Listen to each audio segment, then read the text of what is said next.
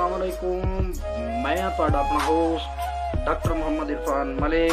तुसीं वेखदे पिओ मेरा YouTube channel Punjabi tiger लो ते साडे इस चैनल ते नित नवें तो नवें स्पैशल पंजाबी दौड़े रिकॉर्ड होंदे न। तुसां वीरां तुसां भरावां दे अगे रिक्वेस्ट है कि मेरे इस चैनल पंजाबी टाइगर लोग नूं ज़्यादा तो ज़्यादा सबसक्राइब करो।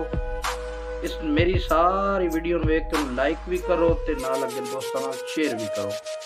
अज सानू स्पैशल सऊदी अरेबिया तो फरमाइश की जनाब साडे वीर साडे बिरा जनाब मलिक मोहम्मद शफीक खोखर साहब हाल सऊदी अरेबिया। उन्होंने स्पैशल फरमाइश ते चंद कीमती गल्लां चंद कीमती दौड़े बेहद मुक गई तेरे रोसियां दी इंसान खता कर बांदा है। इंसाफ तकर जिमें मैं रुलिया भला इंज कोई राह ते ढांदा है ते मेरे सामने गैर रला के टुरना है। तेनू जरा भी तरस नहीं आंदा है। हिको दर्द है जिमें जेड़े कलैना है भला अज कोई कहीं दी आंदा है।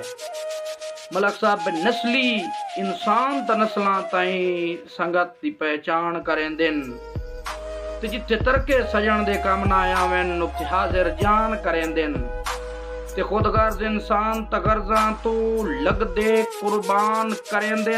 चंगे निभे वक्त दा दर्द हया कदा नीच इंसान करेंदे।